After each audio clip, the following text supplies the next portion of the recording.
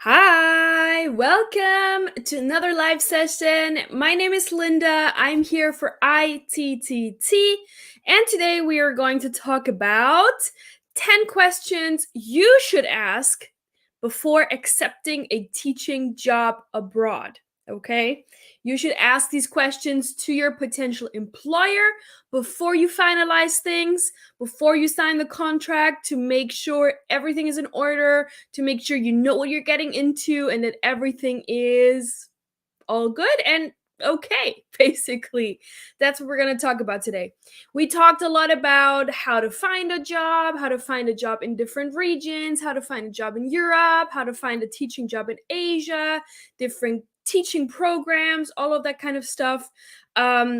We also talked about we talked about the most asked questions that you will be asked during a job interview. So now we're going to talk about what you should ask, right? A job interview, yes, of course, you are getting asked a lot of questions, but at the same time, you should also be asking some important questions, right? And these 10 are the most important questions you should be asking before you finalize it, before you finalize the contract, etc. All right. Yeah, before we jump into it, please let me know where you're watching from today. I'm in South Korea. It is 10 a.m. Friday morning. I'm super excited to be here. I have my little morning coffee right here. So I'm going to take a sip sometimes.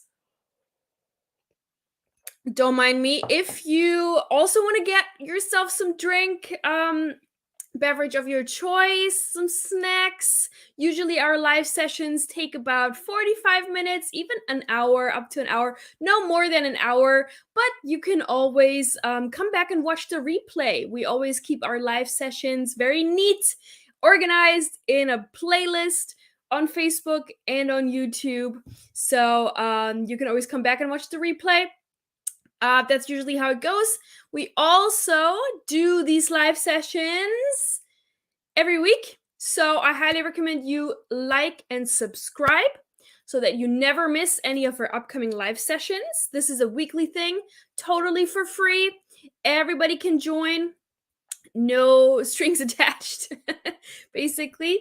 Yeah, every week this is happening here. And if you have any topic suggestions, something you want me to talk about in the future, just let me know and I will prepare a live session around that topic.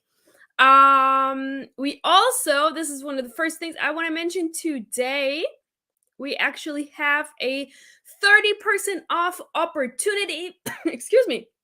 30% off opportunity off of any TEFL or TESOL course from ITTT. So if you go to ITTT's website, teflcourse.net, you may already be a TEFL course graduate from ITTT. I don't know. You might be new to it. Oh, excuse me. I have something in my throat now. Anyway, we have a lot of different TEFL courses, and you get 30% off any of our TEFL courses, whether it be a 120-hour course, a 220-hour course, the diploma course, an in-class course. You get 30% off on the deposit of an in-class course. So go to teflcourse.net and check out what courses we have, and then also reach out to us. I'm going to be sharing our email address, and we will help you figure out the best course for you, right? Depending on where you want to go and teach, what your goal is, you should pick a different kind of course.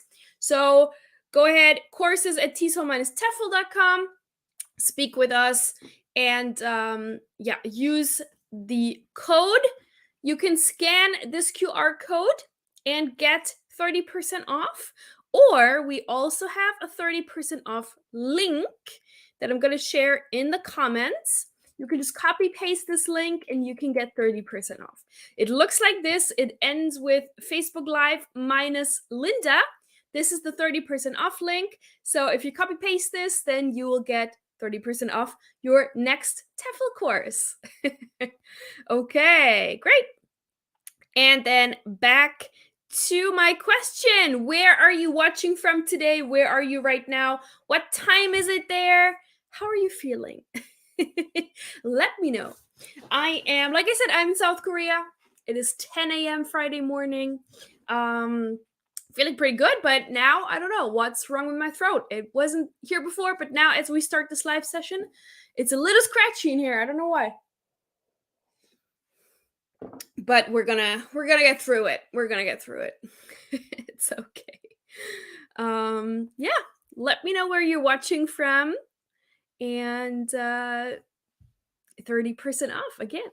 I'm also going to be mentioning this later one more time as more people are joining, so then they can also have this opportunity.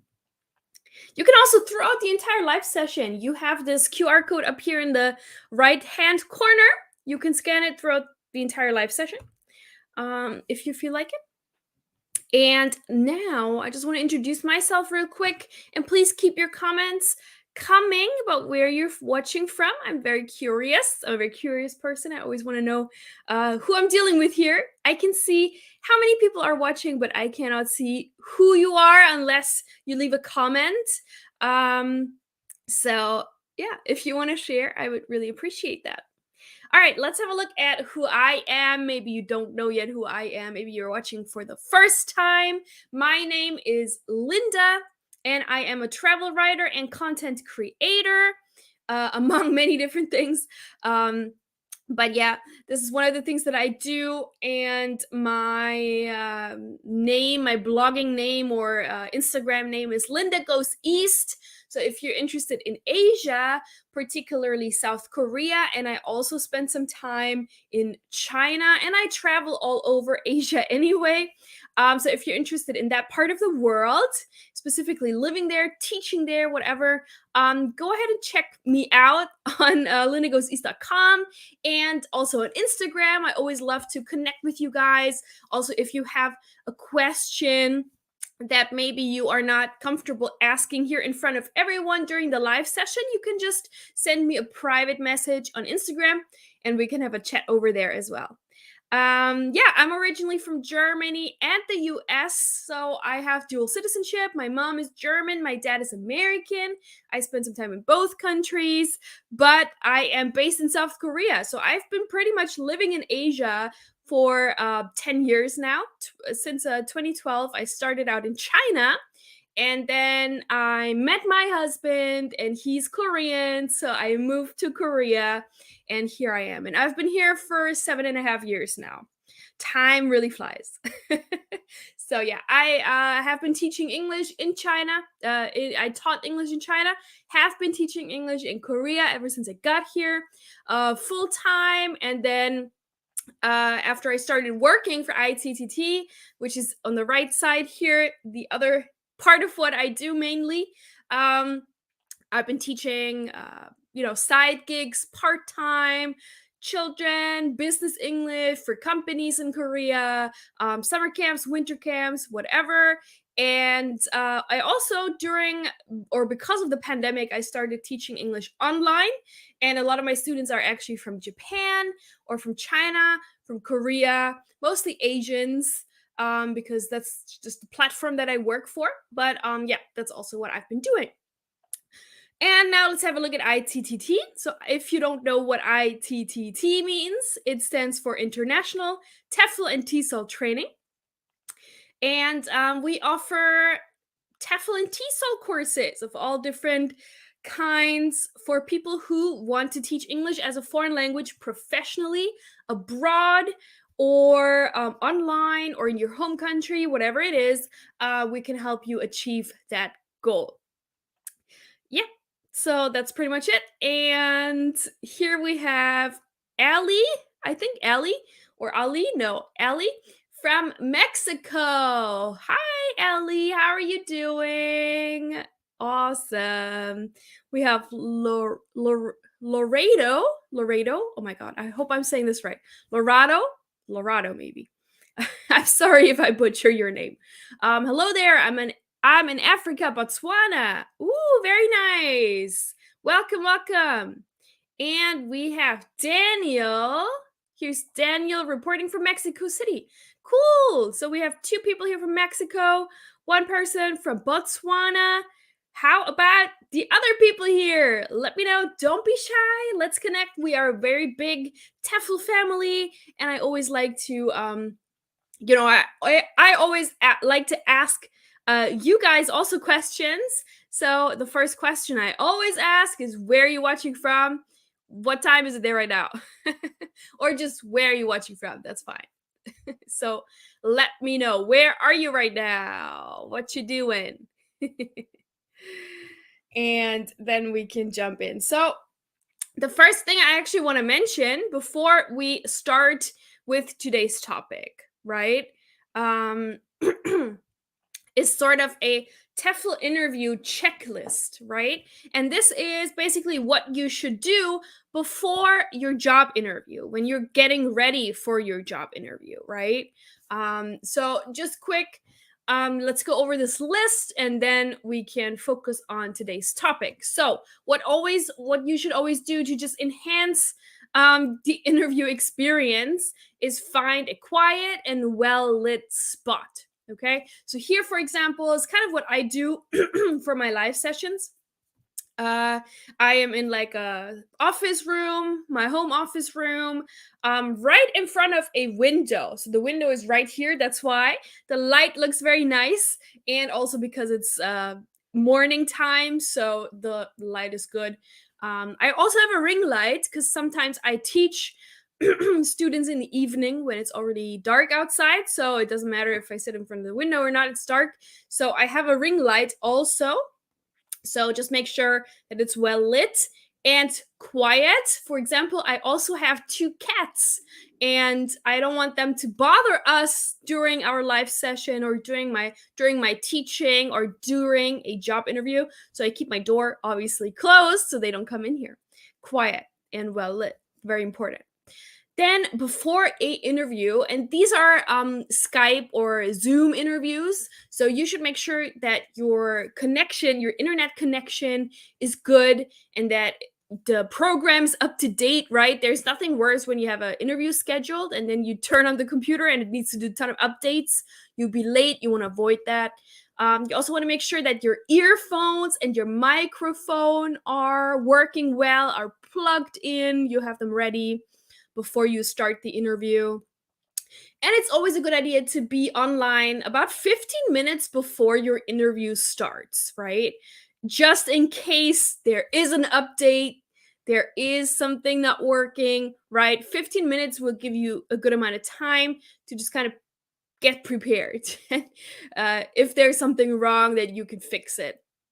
Then also make sure that you dress to impress. So you should always kind of dress the same as for an in-person interview, right? You should look nice and put together. So that's very important.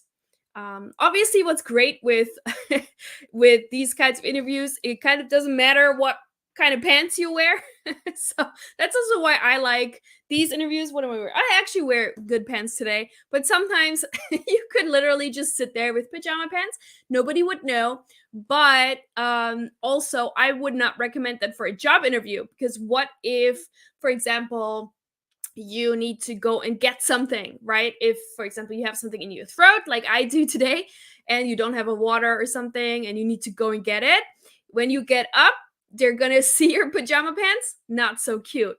Okay, so just wear wear something good, wear something nice. Also at the bottom.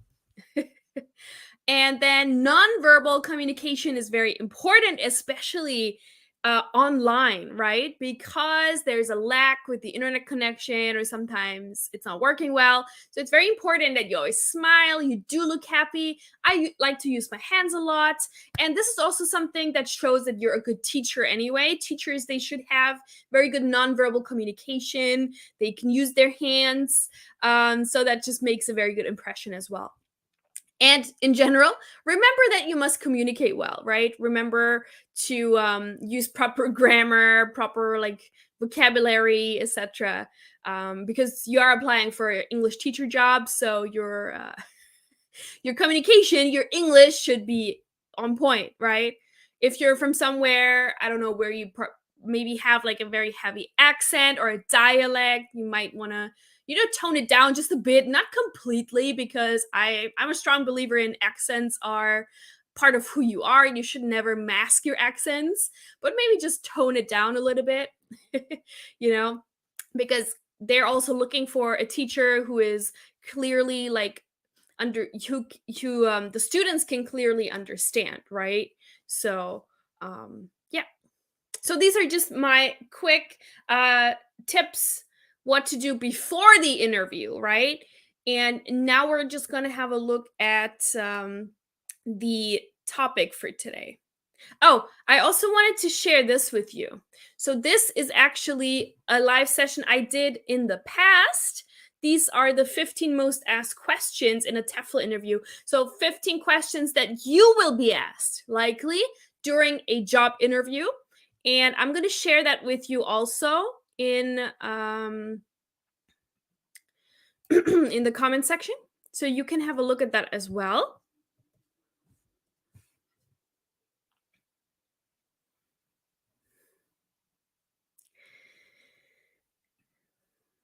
So this might also be interesting. You should know, what are TEFL employers typically asking? What do they typically ask during job interviews? And now what we're going to talk about today is sort of what you should ask the employer before you accept a job offer, okay? Because that's also extremely important. All right. And then I see we had a couple more people joining now. So let me know, guys, where are you watching from right now? Where are you? Let me know. I'm very curious. And we have Amitava here today as well. Hello. How are you? It is 6:45 in Kolkata, India. Hi, Amitava. Doing well. How are you doing? Great, great, great. Awesome. Who else is watching? Let me know.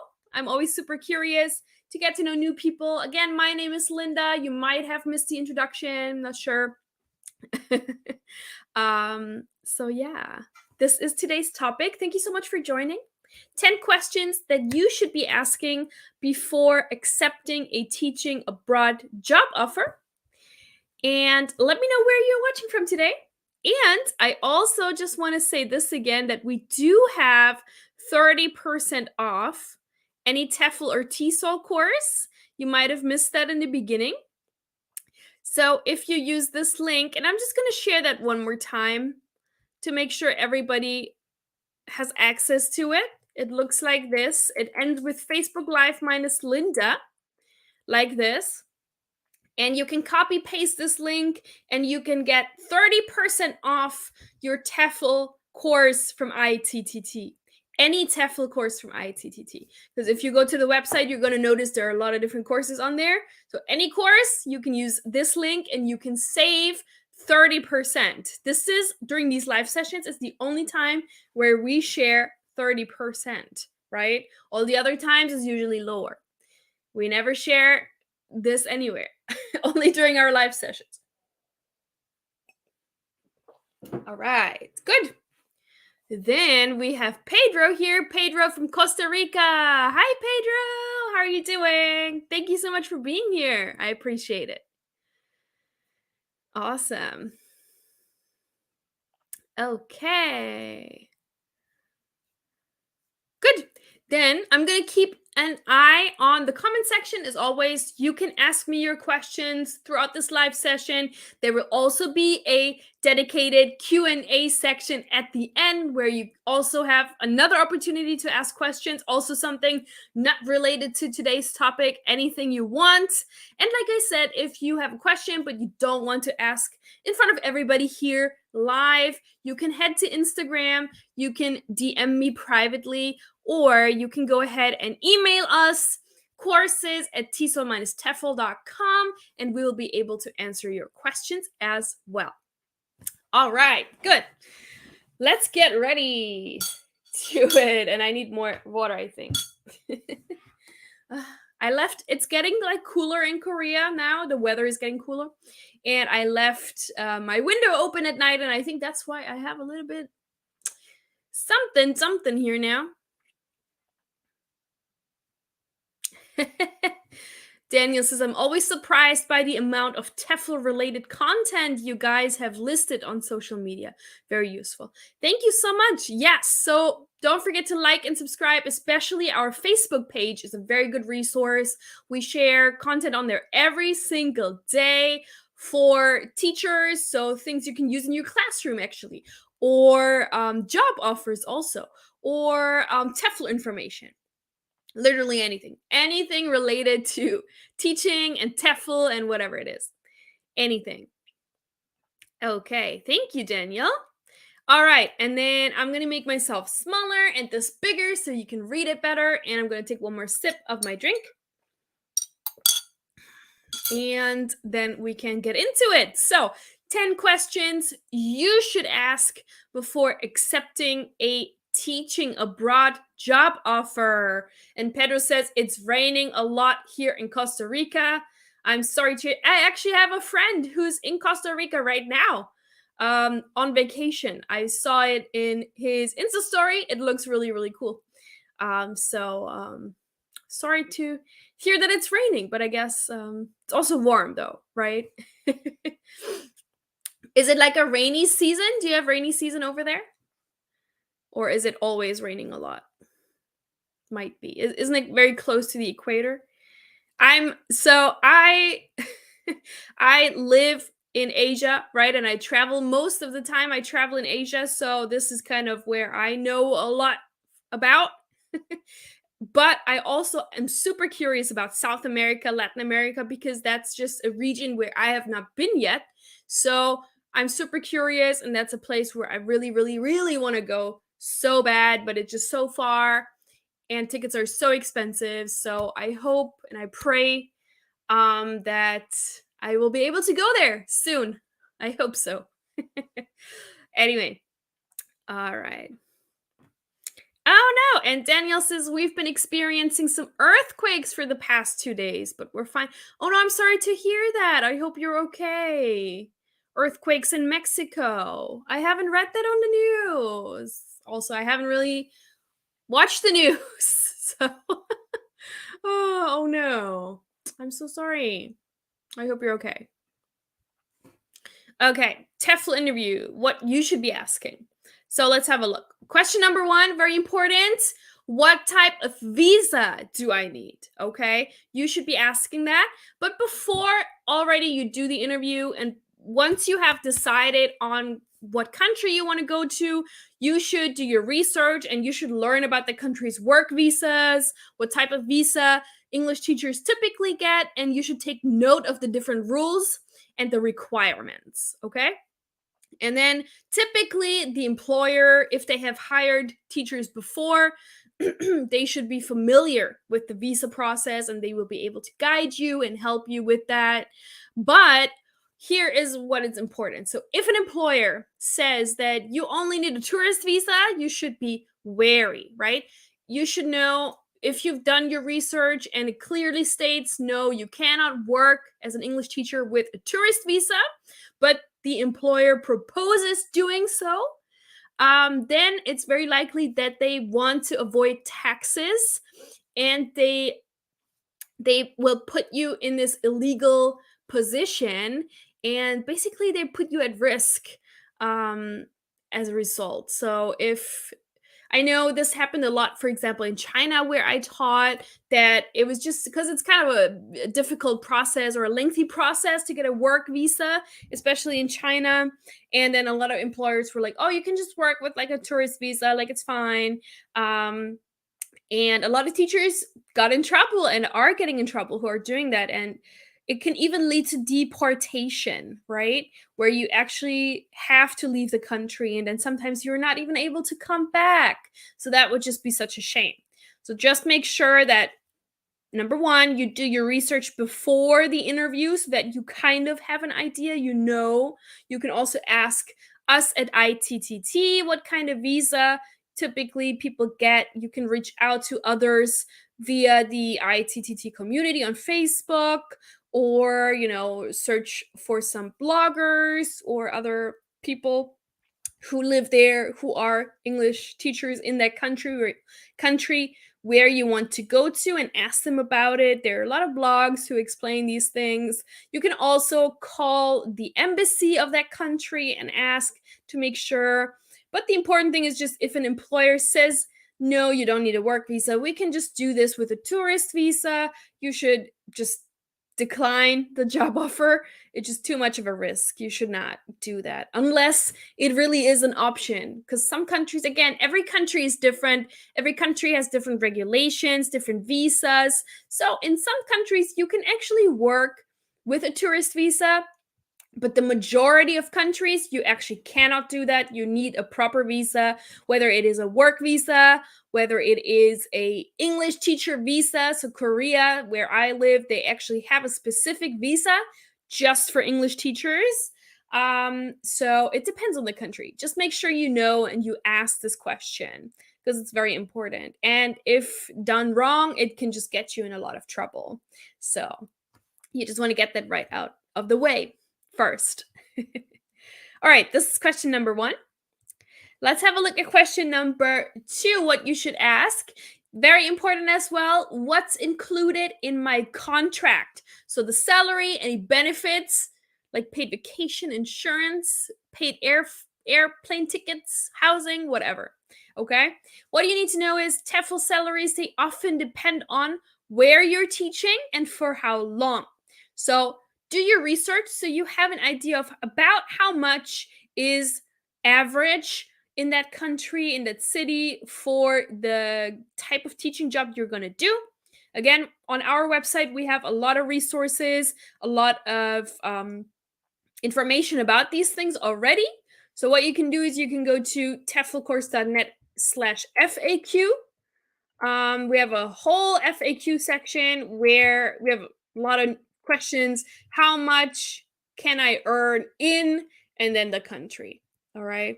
So check that out. I'm just going to share the link with you guys so you have that um, FAQ. They're very useful. Always useful browsing that. So let me just share that with you. And literally, yeah, we have one section here at the top. It says TEFL and TESOL salary. So you click on that and it goes right down here. And literally every country, it says, how much can I earn teaching English in Spain, in the United Arab Emirates, in Japan, in Taiwan, in Saudi Arabia, in Thailand, in Cambodia, in South Korea. So every country is listed here. And then you can get an idea of the average salary so that you already know. And then if the salary offered to you is way, way, way below that, you might want to clarify. You might want to be like, oh, but I heard this and this and this is the average salary. Can we more match that, etc.? How come yours is lower, etc.? Just kind of negotiate. And then you should also clarify whether the salary stated by the employer is pre-tax or not, right? Just clarify that. Sometimes they try to be like tricky, perhaps, and state something higher, but then you get there and then you get a lower amount. You're like, hey, what is that? Well, the price or the salary quoted was pre-tax. Oh, okay. You should know these things before. And then you also have to look, besides the salary, you have to look at your compensation as a total package. So what is included? Is there insurance included? What about the housing, lodging, airfare, any other things? You need to know these things, right? And just be prepared to negotiate for any additional benefits to sweeten the deal. So if, again, do your research. If in that country where you want to go to, people typically get paid airfare, but is not offered in your contract, you can be like, oh, I heard typically, or I have spoken with people who teach English in blank, and typically airfare is offered. Can we also add that to my contract, etc.? You just have to negotiate. Obviously, again, a contract or like a job interview is also a negotiation, right? So Danielle says, I must admit that I'm not that knowledgeable about negotiation stuff. Yeah, and I see this, and I've been there too. If you are going to a country that you've never been before, you might not know these things, right? You might think like, oh yeah, that's like normal, right? This and this and this, what's stated in the contract, that's normal. Because you don't know better, because you've not been there. This is not your country. You're not familiar with these things.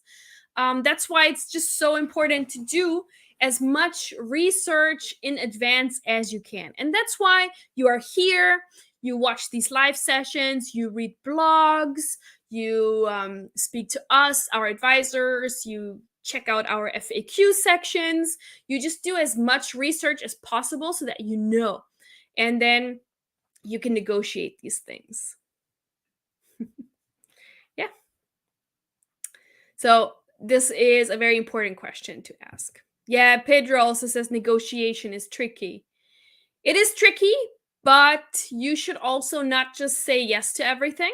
And I think that's something you'll also learn the more you do this kind of thing.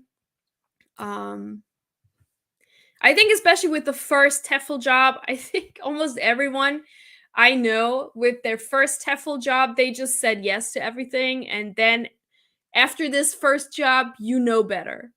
You'll learn a lot in your first teaching job about how things should be done.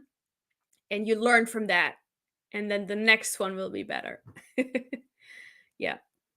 Sometimes it is like that. So that's just all I can tell you, right? So do your research, know what is normal, what kind of salary is normal, what's the normal average salary in this place, and what kind of benefits do you typically get. And if that is just way, way, way off in the offer that you get, ask. Definitely ask. You're like, oh, I thought typically the average salary is this. How come yours is so much lower? Blah, blah, blah. And then they can probably match that a little bit better. Try. Definitely you should try that.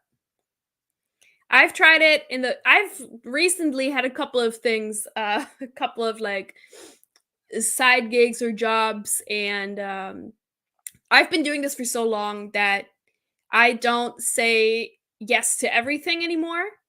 I would in the beginning just say yes to every kind of opportunity that came my way. But I just realized that that's not always the best thing. And I only want to say yes to projects that really, fit into my schedule. I don't have to, they're not, they're not like making my life harder, but they're actually making my life easier. So, and one way of doing that, of weeding out the things that kind of annoy you or the bad offers, is just by negotiating and standing up for yourself and, yeah, asking for that kind of price or salary or pay or bonus that makes you happy.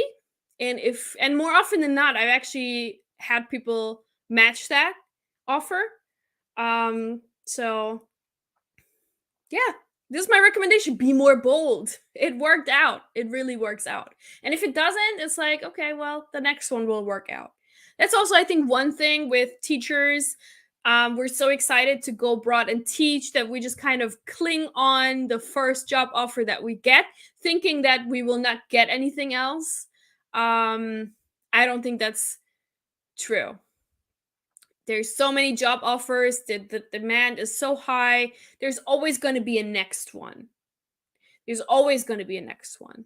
But I know we feel like there's this big, and some people are more than others, this fear of missing out, right? You feel like, oh, if I don't accept this offer, I'm not going to get another one like this. But I've realized that that's actually not true.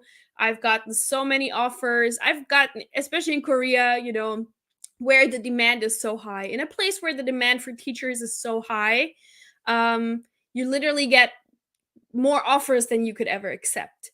So, yeah, just be aware of that. Don't cling on the first offer, even if you're not 100% happy with it, but you just do it because you think nothing better is going to come around. There's always something next. I hope that makes sense. I don't want to ramble too much, but that's just from my personal experience of the past 2 years where I kind of changed my mindset and it really worked out well for me. All right, let's move on to question number 3. Important question. Who pays taxes and how? Okay, so this also varies from country to country again, and you should clarify from the beginning who's responsible for any tax obligations. In some countries, it's just deducted from your salary automatically. I think in most countries, it's like that. But um, in some other countries, they actually don't even have any income taxes, or you have to pay this like later. It depends. So just make sure, again, you can research this beforehand, but you can also just ask your employer. And then in some places, also again, like Korea, for example, a portion of your taxes is deducted. The tax deducted from your salary is actually refunded to you at contract completion. So that's also something very, very interesting. And if you don't know about it, you're going to lose a lot of money. So, for example, when I was teaching in Korea, or if you teach in Korea like full time, even if you just work for a year and then you leave, you get to collect this money back. This is actually from the pension. Everyone pays into the pension scheme in Korea, also foreigners. But if you leave, obviously you're not gonna get a pension later when you're not gonna retire in Korea, many people. So you can actually get that money back, which is super awesome. And I believe I'm not 100% sure up to date on how much the amount is, but when I was teaching, and if you teach like full time for 1 year and then you leave, it's about $2,000 that you get back. And the longer you teach, the more money you're gonna get. So if you teach for 5 years, you might be going home with 10K. So that's a lot of money.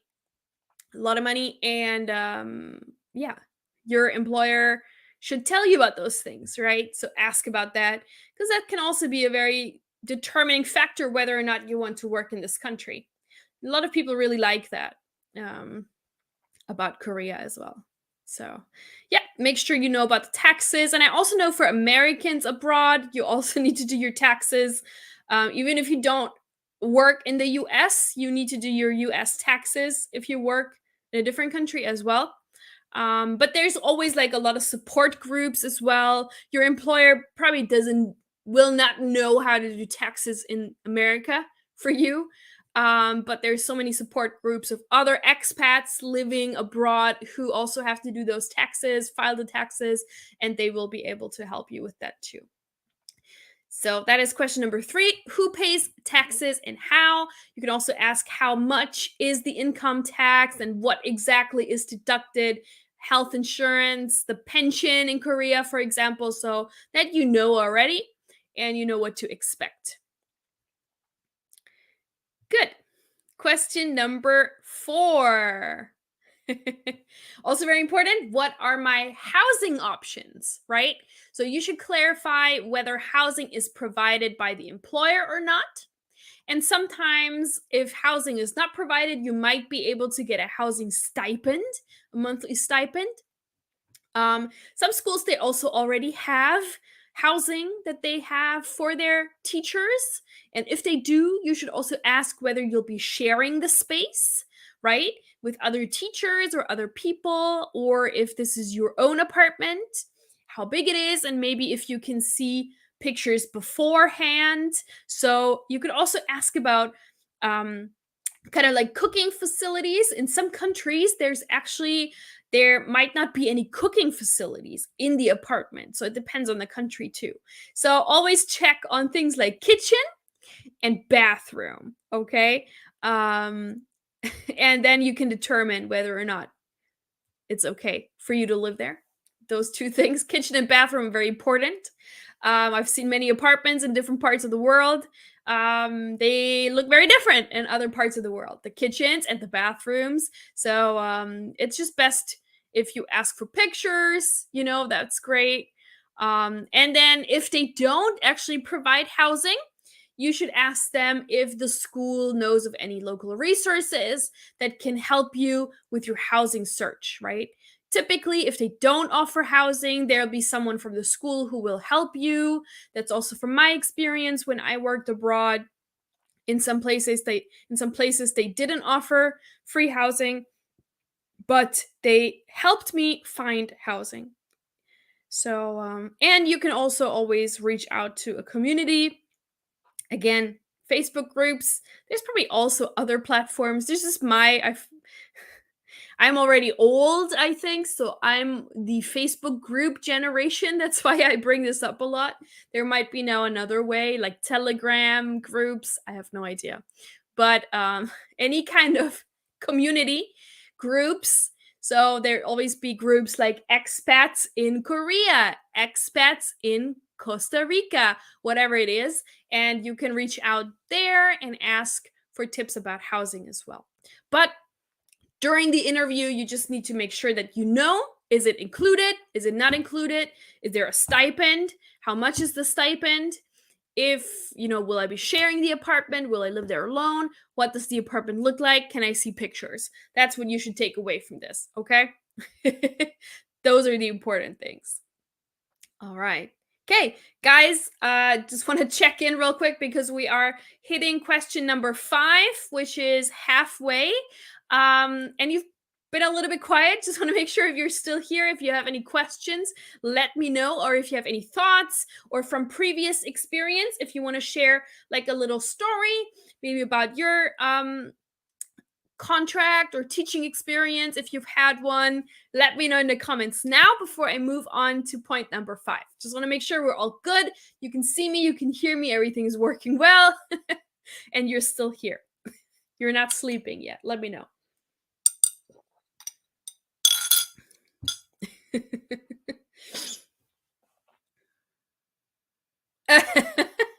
Daniel says, what do you mean by I'm old, Linda? Well, I'm a millennial, right? So millennials are considered old on the internet.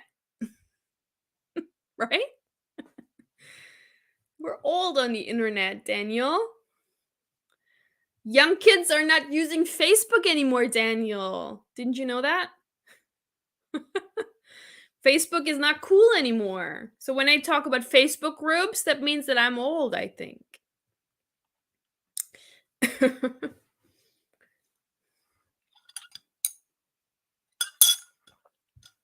All right. What other groups, like platforms for groups, are there that you use? So I use Facebook groups.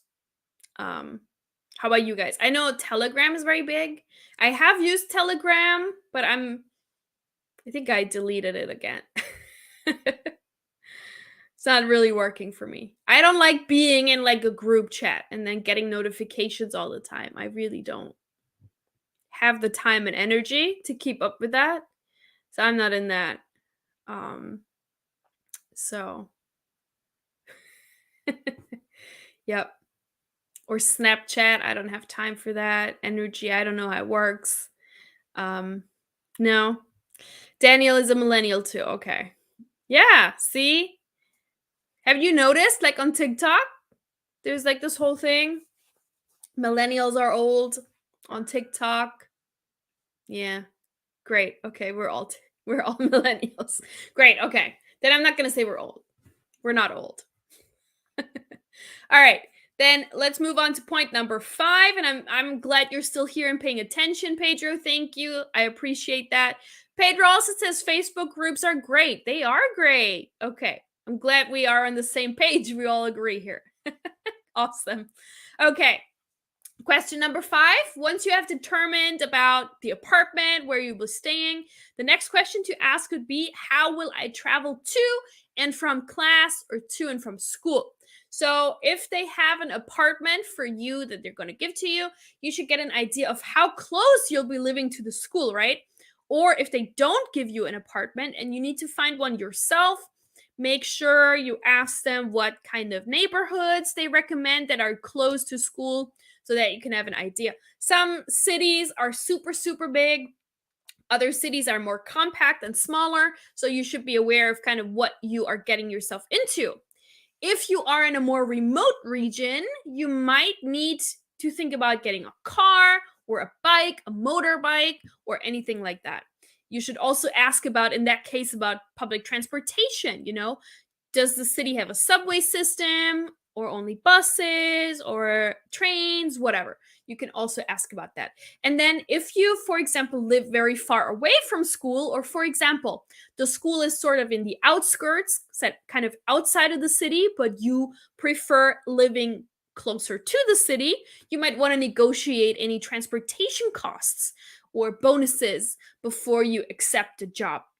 This is actually very common, because obviously a lot of teachers don't want to live out in the boonies. They just prefer living in the city, but then maybe you have to commute outside of the city to get to a more rural school. But then in that case, in order to make that more attractive, they can possibly give you a transportation bonus. So that's another point to consider and ask about. So you get an idea of how big the city is and what part of the city your school will be in. You can also ask about this part, right? What kind of neighborhood is the school in? What is it? What is there? Is there a big supermarket? Are there any shopping malls, etc.? Or not? How far to the next big supermarket? How far to the next hospital? Are there any doctors nearby? These are all things you should be asking to get an idea of where you will be living and if that suits your needs and preferences. All right. Good. And then next question number 6, also very interesting and important. How many international teachers are at your school? Or just how many teachers in general? And then how many foreign teachers, right? If you're someone who's comfortable working alone or being the only foreign teacher there, then great, because some schools, they actually only have one foreign teacher, right? And then all the other teachers will be local teachers from that country. So if that's something that doesn't bother you, that's great. But if that's something that does bother you, maybe this school is not for you then. You can look for other schools, bigger schools, or like chains. They are likely to have several international teachers. So when I was working, yeah, I think so. In Korea, again, I talk about Korea a lot, but I just live here. That's why I know. But you can apply this to any country. From here, typically, like the public schools, they likely only have one foreign teacher, and then this one foreign teacher teaches all of the grades English, right? This is very common. Whereas like international schools, obviously, or private language schools, they will have more than one foreign teacher. That's kind of usually how it goes, but also, again, not the norm. There are exceptions, but this is something you have to ask through a job interview if that's something that's important to you, right?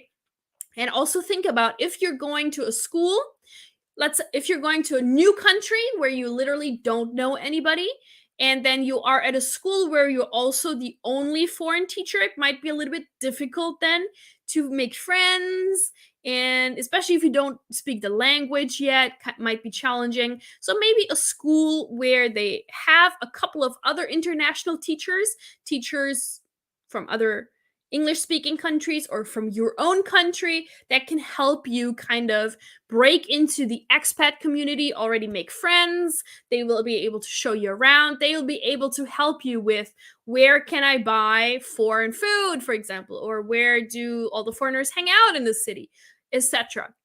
So you will just already have like a little bit of a network there.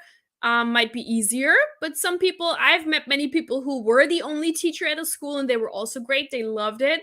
So it really depends on, your preference, what you prefer. So that's something to make sure during the interview. And Pedro here has a really good point or a good question. Pedro wants to know, is it necessary to learn the local language? So it's actually not necessary to speak the local language if you want to teach English abroad in a different country, okay? Because you're the English teacher. So from my experience, every school that I worked for, And I'm just gonna make myself bigger real quick. Every school that I worked for, they really only wanted me to speak English with the students. And it just also helps with having the students speak English more and use English more if they at least think you don't understand their native language. Maybe you do, but if they think you don't, they try harder to speak in English because they really want to tell you stuff, right? They always want to tell you what they did on the weekend and what happened to them. So they're eager to talk to you. And if they think you don't understand them, they will try harder in English and not use the easy way out and use their language. However, I think that knowing a little bit of the local language before you get there will help you. So if you do like a little bit of like a basic language course, or you get yourself like a self-study book, and you know at least like how to say hello and goodbye and please and thank you, that just goes a long way and will make your life there a lot easier. But I also feel like once you are there, you're going to pick up some of that local language very, very easily and very fast. Typically, people, when they live in a place for 6 months or a year, they will be able to order food, they will be able to pay for things, they'll be able to take taxis, they'll be able to, yeah, do all of these basic things, right? This is just something people usually just pick up very fast. But it's not necessary for the job unless specifically written down in the job offer. So some schools, they really want someone who can speak the language, but then it will be specifically written in the job offer. So 90% of the time, you will not actually need to speak the local language of that country, if that makes sense. And then we have Samander. Samander says it's so amazing. Hi, Samander. Thanks for joining. I'm glad you feel that way. Thank you. All right. Yep. So this is a good point to consider. How many teachers are at your school? How many foreign teachers? Where are they from? And also maybe with the school, but there might be, if you ask, like if they have a preference for a certain kind of English, but then probably they would. So what I'm saying is, I'm rambling. Some schools, for example, they follow like a British curriculum. So they want you to only use maybe British English, right? But then they would only choose and interview probably teachers with British English. But at a school that I worked for, they actually hired English teachers from all English speaking countries, but their curriculum was very American. But they did encourage also the non-American teachers to teach the children like their way of spelling or their way of saying words. So I thought that was really great. But some schools, have these preferences. So maybe that's also a good question to ask if they have a preference, British English over American English, or if they follow like a British curriculum, American style school, whatever. Some countries may have preferences, but yeah, maybe if you're not from that country, then you could ask if the school expects you to change your spelling, or if you can use your spelling that you're familiar with. And if you're happy with that answer, you can work at that school. If it's not really your thing, maybe you should look for a different school. So something like that. All right. Question number 7, what you should ask the employer before committing to the job. What teaching resources are available to me? This is a very important question, and some teachers completely forget about this question. So, important to ask, will you have to plan your entire curriculum by yourself, or are lesson plans provided to you? So some schools I've worked at, some schools, they had the whole curriculum planned out, even to the day. It was exactly on this day, you need to do page 32. On the next day, you need to do page 33. It was all planned out to the T. Some schools, you need to plan everything by yourself. So it really depends. Really depends. And maybe if you have a preference, maybe then that school is not for you. Or you just know, okay, this is what I have to do then. You just know beforehand. And also, one other thing, don't assume that your employer will provide the same teaching equipment that you're used to from back home, right?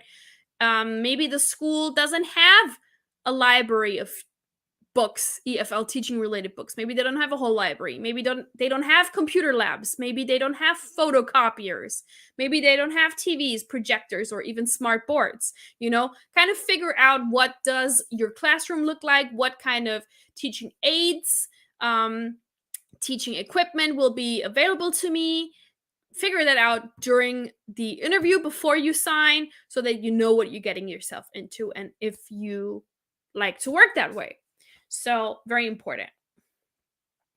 Maybe here also another idea, if you can ask to speak with other teachers about this, to get an idea.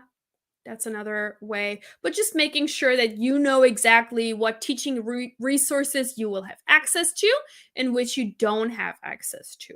It might be very different from the school you're working at the moment, right? And then you just have to kind of adjust, right? But just knowing that before will be a great help. Or maybe they have all of these and more, right? And then that would be also very exciting. Just knowing that will help you in making that decision. Okay, and then let's have a look at question number 8. Question number 8 is similar. What does the typical classroom look like? But now we're kind of looking more at the students, right? What kind of students will I be teaching? How big are the classes, perhaps? What types of students do you want to teach, and what types of students are you expected to teach? Think about different age groups. How old will your students be? The backgrounds, subjects, and class sizes. Is it a very small class, only like 6 kids? Or 20 kids? Very different. Are they all mixed level, or are they all kind of taking a level test and all kids of the same level are put together? What subjects are you expected to teach? Are you only there to teach English, or are you also teaching other things in English? You should know these things. And also, one important question, will there be a local co-teacher in the room with you, or will you be alone in the classroom? So some schools in some countries do this very differently. In Asia, a lot of times you will actually have a local co-teacher there with you at all times to kind of translate and help with like classroom management kinds of things. But in some other countries, it's literally just you in the classroom and you have to figure it all out and do everything. The classroom management, the teaching, everything. So just know that, just asking that beforehand and knowing that will help you a lot in making that decision, and just knowing what you're getting yourself into. I repeat myself, but that's just important. So yeah, what does the typical classroom look like? What types of students will you teach? Ages? How big are the classes, etc.? These are all important questions that you should ask before you commit to a job. And now we're going to look at question number 9, which is, how are teaching arrangements determined? Okay. So some language schools, they often actually implement a rotational system, which allows you to see your students at varying frequencies, which means, for example, you teach this class every Monday, Wednesday, Friday, the other class every Tuesday and Thursday. So you have like a regular schedule with the same students, or you teach your students every day, etc. But other schools, they have completely different systems where, for example, they run like language courses that only last for like a couple of weeks or a couple of months. And then these students graduate and they leave and you get a whole new set of students. So one school, you might be dealing with the same students over and over again, whereas at another school, you might be constantly meeting new students, right? So you just have, again, this is personal preference. If it's important to you to make deep connections with your students and always having the same students over like the whole school year, then maybe a school where the students change a lot might not be a good fit for you, right? But you need to ask these questions to kind of understand how the school operates before you get there, if this is something that is very important to you. That's an important question to ask. And last question of today, question number 10. Can I get everything in writing? So, this is one of the most important questions once you have negotiated all the bonuses and all the other things. Well, the most important details of your contract, like the salary and the housing and paid time off, sick days and insurance and things like that, they should already be in the contract anyway. But if you have any additional requests, right, that you negotiate on top of all of the regular things, you need to make sure that you have that in writing as well. And so what you can do is you can actually make these additional requests over email, or just kind of when you have done these negotiations over in the interview, like face to face, or like I mean Zoom or Skype face to face, you can also make the same request, then send a follow-up email so you have this in writing. And you should then save the employer's response in case there is a future disagreement. Very important. A lot of people don't do this, but you're going to see that this is very important. Also, from my own experience, there are some employers that, they promise a lot of things, but then they actually don't do it afterwards. So you always want to make sure that you have these things in writing. And if they refuse to give you that in writing, that's a big red flag, because why would they refuse to do that? So, again, making any additional requests and just kind of clarifying these things, recap these things over email, and saving the employer's response will be very useful if you have any future issues with that. So, this is my final tip for you. I think maybe I have some more tips on the next slide, but this is a very important one. Please don't forget to do that, because then all of your negotiation and all your extra effort would be useless or wasted, right? Okay. So let's see. One last tip. I did have one last tip. Okay. So, yeah, but just before you sign the contract, if everything sounded good, the answers to your questions were satisfactory, and you want to sign, before you sign, just make sure you read the contract and you really understand every word, especially the fine print. And once everything has been discussed and agreed upon, it's time to accept and sign, and you're good to go. And in order to make sure that you understand your contract and everything, where is that slide? I had one more. No. Because I have one more video for you guys where I go over exactly these things and how to read your contract, because I've done that before in a live session, and I want to share that with you guys as well, so you can watch that and you can learn exactly what to watch out for before you sign. And we talk about the fine print, we talk about all of those things in this live session. So I just shared that with you guys in the comments. Looks like this: teaching contracts, what to watch out for before you sign. This would be a great video to watch after this, to really look at the fine print if you haven't seen that yet. Very important. So go ahead and check that out. And then we are in Q&A now. See, we are 1 hour in. Like I said, it takes between 45 minutes and 1 hour. And now we have a couple more minutes time to answer some of you guys' questions about TEFL, about teaching, about going abroad to teach, teaching online, whatever you want to know. I still have a couple of minutes because I still have a little bit of my drink left. So until that's gone, I'm going to stay here and I'm going to answer your questions if you have any. Let me know. Let me know your questions, or if anything was not clear what I talked about today, also let me know. Maybe. Let me know.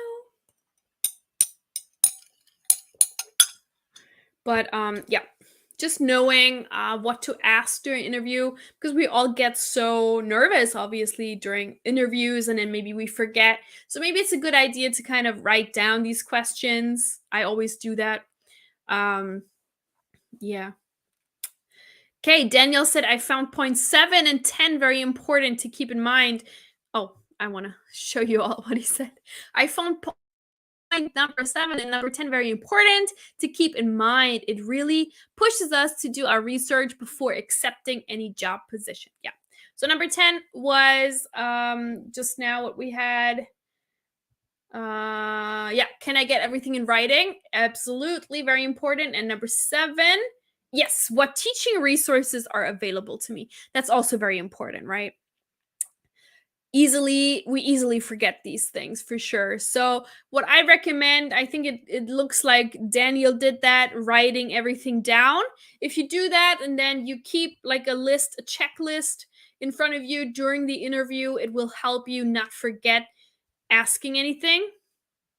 That's always a good idea. That's also what I do during interviews or any important like phone calls or something. I always write that down, and so I don't forget, because I do forget a lot. So, and when we are in an interview again, we get very nervous and we just forget these things. And so writing it down, having it in front of you, or if you're just more of an online person, having it in front of you like on a document, Google Doc or whatever, can be a good way to go, or on your phone, the notes, something like that. Great. All right. Any other questions or comments? Thank you, Daniel, for sharing which points you like the best. I appreciate that. Let me know your questions. Again, we have Q&A now, so let me know what you're curious about.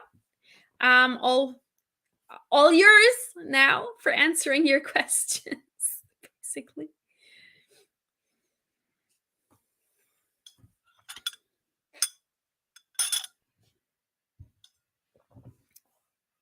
I'm just gonna see in the comments now if I have missed anybody's comment. I don't think I have.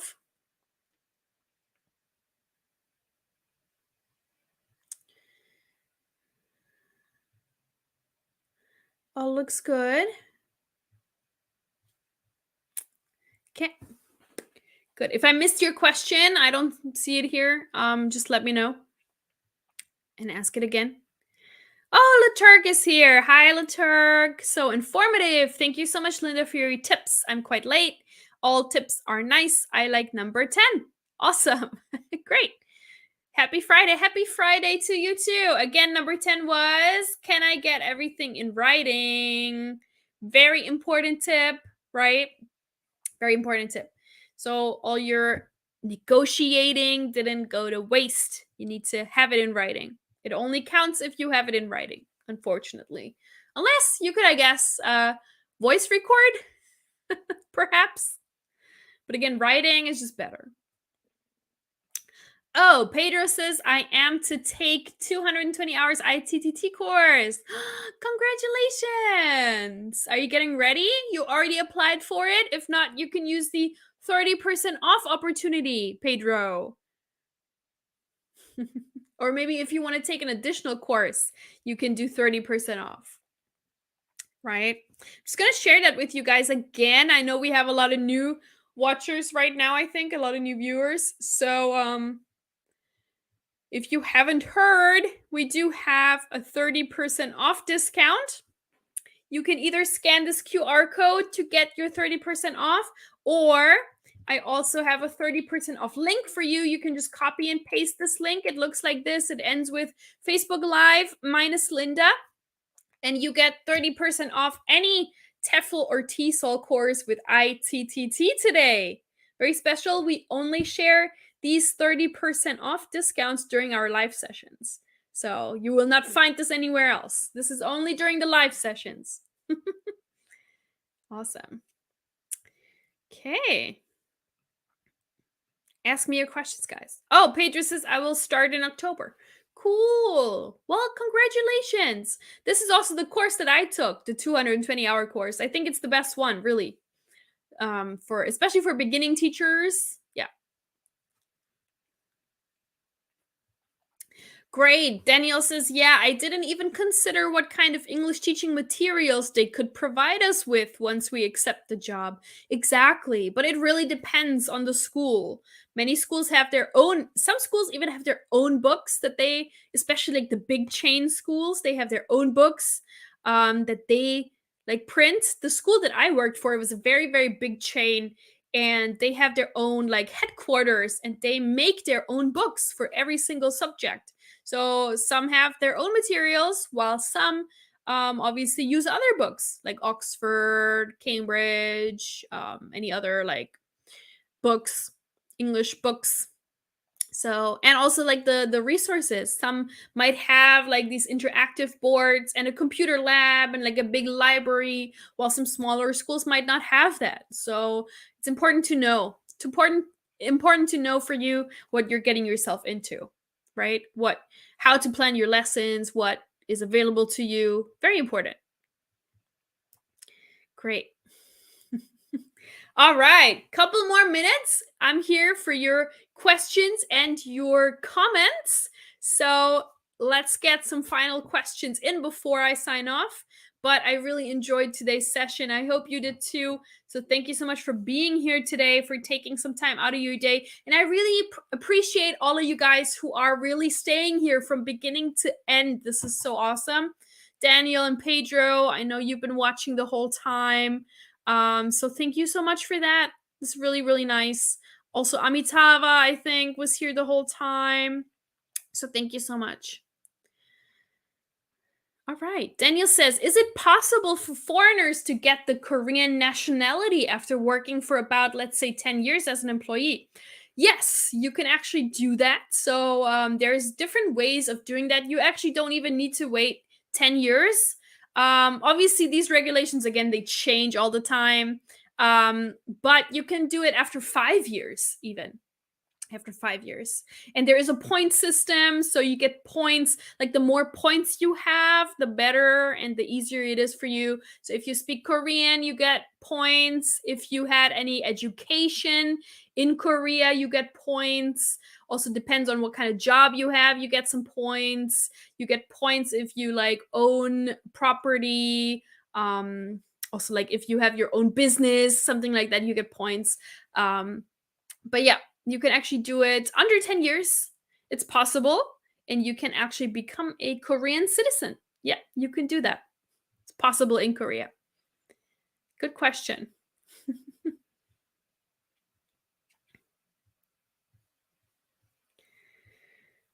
Okay. Let's see if we can have one more final question of today, and then I'm going to sign off. Let's see. Who will be the last person to ask a question today?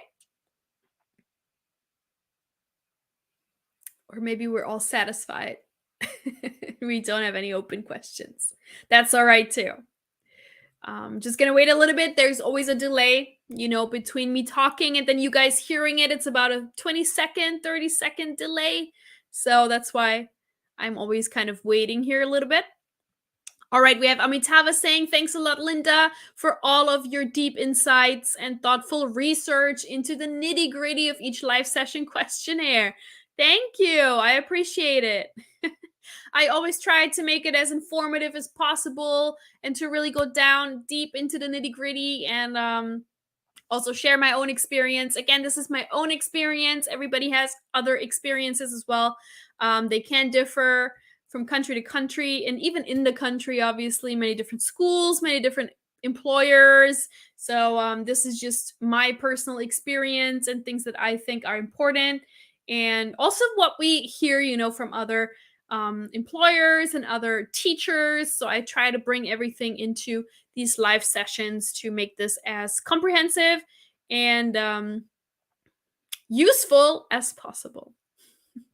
Thank you, Amitava. All right. Well, if you guys leave a question after this live session is over, we will still get back to you in the comments. So don't you worry. And also, just want to share this again.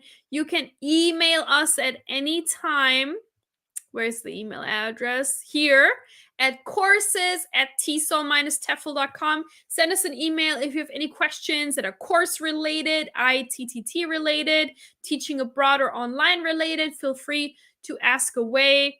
And again, if you want, you can reach out to me directly via DM on Instagram at Linda Goes East. If you have a question and you don't want to ask here in front of everybody, totally cool. You can just let me know and I will get back to you as well. Pedro says, I just want to say it is a wonderful introduction. I have more information about teaching in foreign countries. Thank you very much. Thank you, Pedro. That is so nice of you to say. I really appreciate that. And it was really nice seeing you here today, Pedro from Costa Rica. Thank you. All right. Then I think it's time for me to go. Thank you guys. I appreciate you so much. I know there are a lot of people who come here every single day. Not every single day, every single week. Every single week. And like Daniel here too, who says, same here. I'm always grateful for being able to learn from your experience. Thank you, Linda. And I'm grateful that you guys are here and you want to listen. I really appreciate it. That's why I'm doing these live sessions. And I think we're just really a really cool community. I'm really excited to come on here every week and to see you guys and talk with you guys and hear what you have to say. And we make some jokes and we grow to be this TEFL family, like I always say. So thank you so much. And I hope you guys come back here next week. We will be talking about another cool topic. And yeah, thank you again for being here. And I hope you all have a wonderful day, wonderful weekend as well. And I hope Daniel and all the people in Mexico will be safe from the earthquakes. I'm sorry to hear that. And the rain in Costa Rica and everywhere else. I hope you stay safe. And I hope to see you all again next week. Thank you guys. And then I'm going to sign off. Let's see, where's my, there's so much to do here with this program. Okay, got it. All right. Signing off now. Thank you. Have a great weekend and see you next week. Bye-bye. Thank you.